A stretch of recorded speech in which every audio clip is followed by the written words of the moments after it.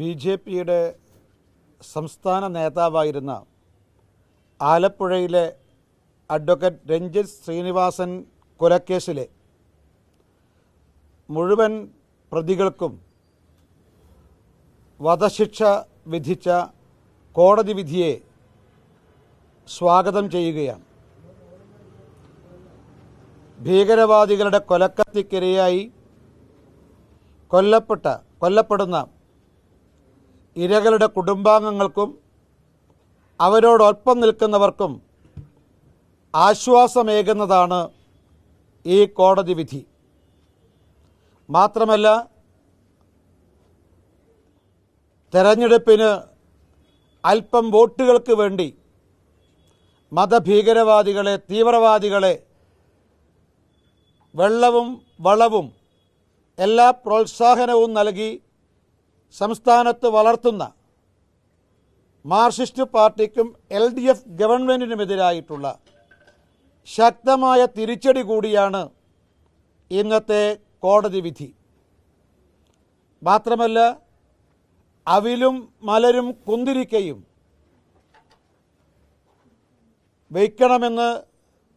കരുതി വെക്കണമെന്ന് ക്രൂരമായ മുദ്രാവാക്യം വിളിച്ചവർക്ക് കാലത്തിൻ്റെ തിരിച്ചടി കൂടിയാണ് ഇന്നത്തെ സുപ്രധാനമായിട്ടുള്ള കോടതി വിധി എന്ന് നിസ്സംശയം പറയാൻ സാധിക്കും. ഇതോടൊപ്പം ഒരു കാര്യം സൂചിപ്പിക്കാനുള്ളത്,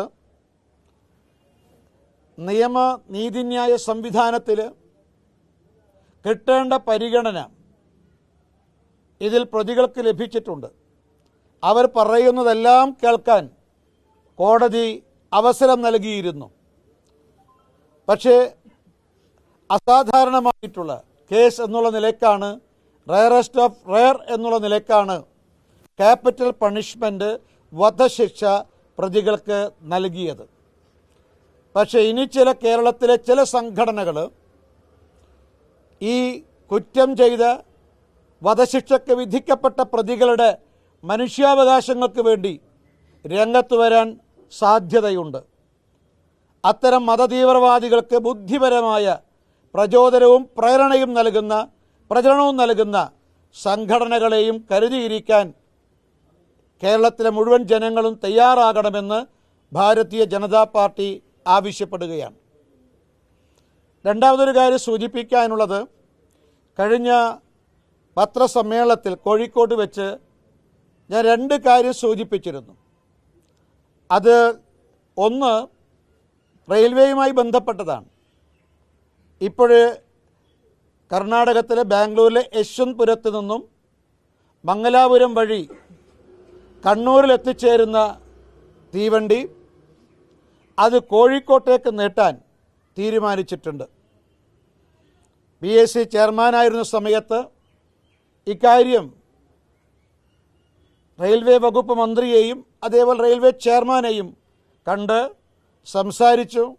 ഈ ജനുവരി മാസത്തിൽ തന്നെ തീരുമാനമെടുക്കുമെന്ന് പറഞ്ഞിരുന്നു. ഞാനത് കഴിഞ്ഞ തവണ മാധ്യമങ്ങൾക്ക് മുന്നിൽ കോഴിക്കോട്ട് വെച്ച് പറഞ്ഞിരുന്നു. അതിന്ന് പ്രാവർത്തികമായിരിക്കുകയാണ്. അന്ന് ഞാൻ പറഞ്ഞിട്ടുള്ള മറ്റൊരു കാര്യം, ഇപ്പോഴ് മംഗലാപുരത്ത് നിന്നും ഗോവയിലേക്ക് ആരംഭിച്ചിട്ടുള്ള, ഗോവയിൽ നിന്ന് മഡഗാസ്കറിൽ നിന്ന് മംഗലാപുരത്തേക്ക് തിരിച്ചും ഓടിക്കൊണ്ടിരിക്കുന്ന വന്ദേ ഭാരത് എക്സ്പ്രസ് അത് കോഴിക്കോട്ട് നീട്ടണമെന്നാവശ്യപ്പെട്ടുകൊണ്ട് ബഹുമാനപ്പെട്ട കേന്ദ്ര റെയിൽവേ വകുപ്പ് മന്ത്രിയോടും റെയിൽവേ ചെയർമാനോടും ഇക്കാര്യം അഭ്യർത്ഥിച്ചിരുന്നു, ചർച്ച ചെയ്തിരുന്നു. ചില സാങ്കേതിക തടസ്സങ്ങളുണ്ടായിരുന്നു. പക്ഷേ ഇതിൻ്റെ ക്ലീനിങ് ജോലി, അതായത് തീവണ്ടി വൃത്തിയാക്കുന്നത് കോഴിക്കോട്ട് വെച്ചും മെയിൻ്റെനൻസ് വർക്ക് മംഗലാപുരത്ത് വെച്ച് നടത്താൻ റെയിൽവേ തീരുമാനിച്ചിട്ടുണ്ട്. അതുവഴി ഈ ഗോവ മംഗലാപുരം വന്ദേ ഭാരത് എക്സ്പ്രസ് കോഴിക്കോട്ടേക്ക് നീട്ടുന്ന തീരുമാനവും ഉടൻ തന്നെ ഉണ്ടാകും എന്നാണ് പ്രതീക്ഷിക്കുന്നത്.